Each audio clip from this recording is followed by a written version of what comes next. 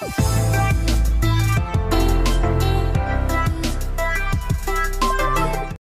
पढ़ते हैं ऊष्मा प्रवाह की दर। ऊष्मा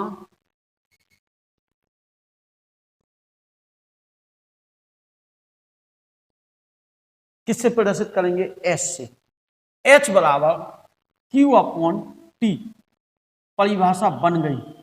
एकांक सेकंड में प्रवाहित ऊष्मा की मात्रा को ऊष्मा प्रवाह की दर कहते हैं। एकांक सेकंड में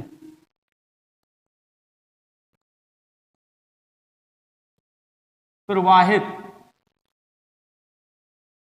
ऊष्मा की मात्रा ऊष्मा प्रवाह की दर कहलाती है। क्या कहा? एकांक सेकंड में प्रवाहित ऊष्मा की मात्रा, एकांक सेकंड में प्रवाहित ऊष्मा की मात्रा को ऊष्मा प्रवाह की दर कहते हैं। इसे एस से प्रदर्शित करते हैं। इसका मात्रक, अगर मात्रक तो जूल प्रति सेकंड होगा। इसका मात्रक जूल पर सेकंड, या हम वाट भी कह सकते हैं। इसका मात्रक जूल पर सेकंड या क्या होता है? वाट होता है। तो इसका मात्रक जूल पर सेकंड वाट होता है। मात्रक निकालिए। हम देखें क्यू बराबर, अभी हमने पढ़ा, क्यू बराबर K A delta theta upon delta X into T रखने पर रख दें तो एच बराबर क्या आ जाएगा? के ए। ऋण चिन्ह छोड़ दिया। क्या कहते हुए? ऋण चिन्ह व्यक्त करता है जितनी दूर जाएंगे ताप का मान उतना क्या होता जाएगा? कम होता जाएगा।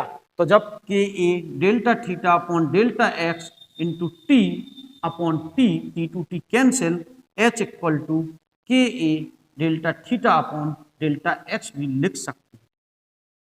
विमा निकालना चाहते, विमीय सूत्र निकल आता। कैसे निकलता विमीय सूत्र? ऊष्मा का रखते ऊपर M L square T power minus 2, नीचे एस का रखते टी, सॉल्व कर लेते M L square T power minus 2। अब बात आती है इसके बाद अगली हेडिंग, ऊष्मीय प्रतिरोध।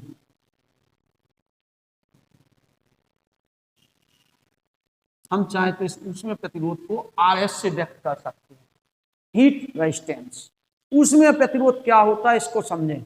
ऊष्मीय प्रतिरोध आर एच बराबर तापांतर तथा ऊष्मा प्रवाह की दर के अनुपात को ऊष्मीय प्रतिरोध कहते हैं। तापांतर दो समतापी पृष्ठों के तापांतर तथा ऊष्मा प्रवाह की दर के अनुपात को ऊष्मीय प्रतिरोध कहते हैं।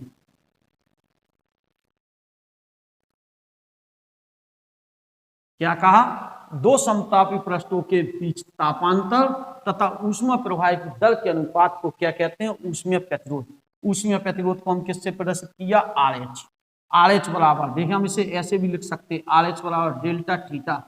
एच की वैल्यू हमने ये निकाल ली, K A delta theta upon delta x.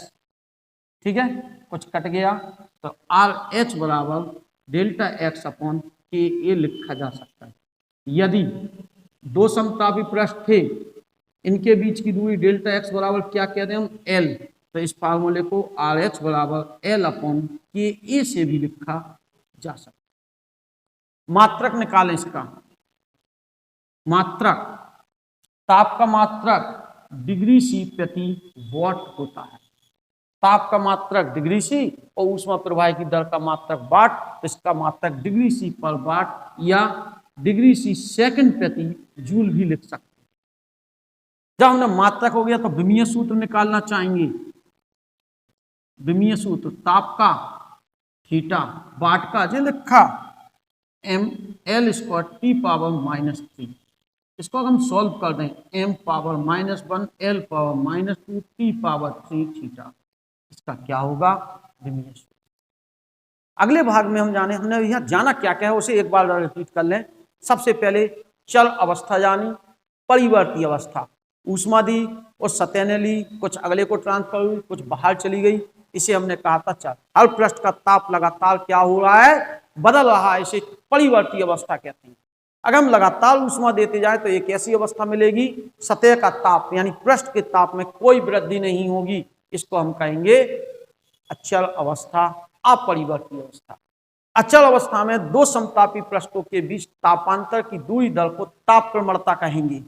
ताप प्रवणता बात पड़ी, ऊष्मा चालकता गुणांक, कोई सतह के एकांक क्षेत्रफल को एकांक सेकंड में उससे गुजरने वाली ऊष्मा को ही ऊष्मीय चालकता गुणांक कहेंगे, जबकि उसकी ताप प्रवणता एकांक डिग्री सी प्रति मीटर को।